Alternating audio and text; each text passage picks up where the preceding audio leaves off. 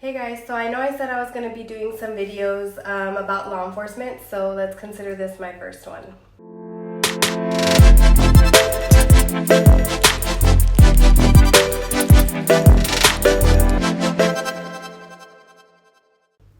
I want to go ahead and start off with why or how I became a police officer. It was not my dream or my aspiration to become a cop. In fact, my dream growing up was to be a forensic scientist. My life didn't go as planned. I graduated 1 year early from high school. I got a scholarship for college. I had moved to San Diego with my uncle to go to college, and I decided to marry my high school sweetheart 2 weeks after my 18th birthday. He was in the military at that time.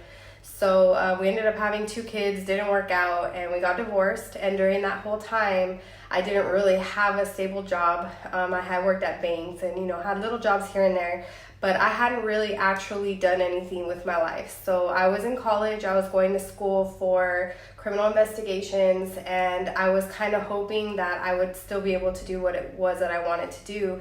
But once we got divorced, in my head, I knew that I wasn't going to be able to go to college and be a forensic scientist like I wanted to be, because I had 2 kids, I was a single mom, and I had nothing to my name. So shout out to my friend Lalani. I've known her since middle school, and she kind of guided me through the process, and I applied at a prison to be a correctional officer. So I worked at the prison for 1 year. I got paid $9 an hour, and the prison was about an hour and 20 minutes away from where I lived in El Paso. So my shifts were 12 hours long, so I was gone 15 plus hours a day, just driving to and from and actually working. I had 3 days on, 3 days off, and it just was not cutting it. I was not making ends meet. And I had applied for a ton of other jobs, but because I didn't really have much experience, I was a little bit limited as to what I could do. So I went ahead and applied for, I lived in El Paso, Texas at the time, and I applied for El Paso PD. And we had a friend that worked at the prison who knew somebody that knew they were hiring at Hobbs PD in New Mexico, which I hadn't heard of Hobbs. I was like, what's Hobbs? Where is that? So I applied for that area too, just because it wasn't too far away. And I also applied for Las Cruces PD. So I ended up going through all 3 application processes, and I went through Hobbs PD, passed, went through Las Cruces, I didn't get selected. And El Paso PD, when I went to the physical, I actually jumped the 6-foot wall and tore 3 ligaments in my ankle. So it threw me out of the process, and by then I was only left with Hobbs PD. So my chances of getting hired, I wasn't sure if it was going to happen or not, because I was injured and it was 3 hours away from El Paso. So Hobbs PD ended up calling me back for the next process. And when they found out I was injured, it kind of put me on the I don't know list, and I was very persistent.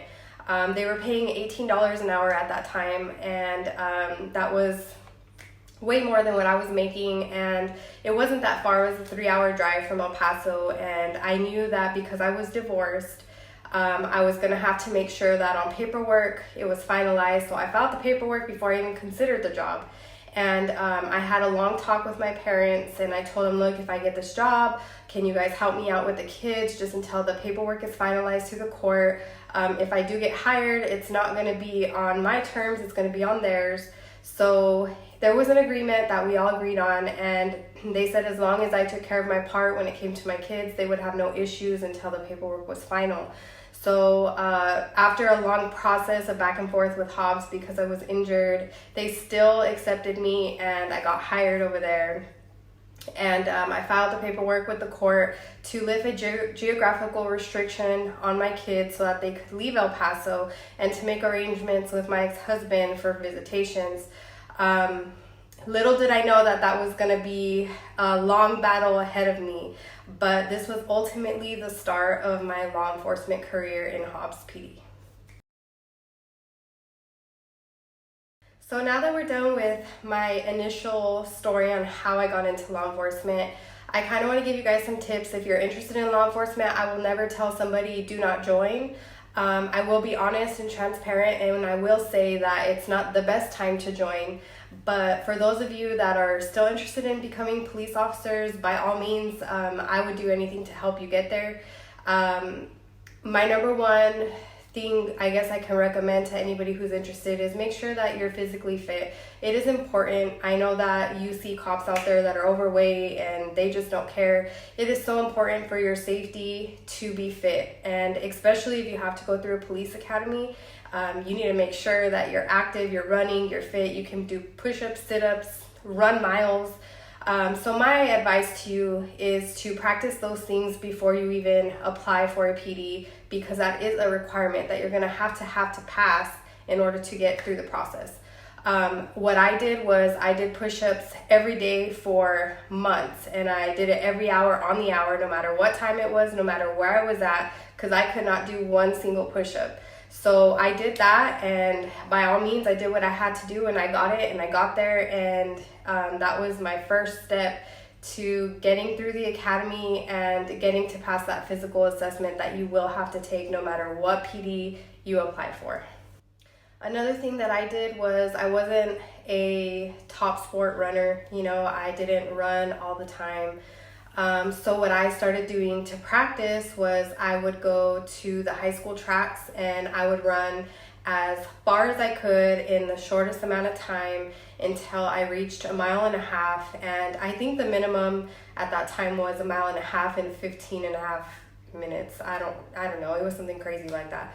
So it didn't take me too long to catch on to that, but I had to practice because I wasn't ready for all that. And the academy, for me personally, it wasn't as easy as I thought it was going to be, because even though I practiced for the physical assessment, you have to improve throughout the academy. And the academy isn't just, okay, you ran the 1.5 miles and you're good. Like, they run 5-7 miles in the morning. So if you're not used to running, I really suggest that you train your body to run long distances.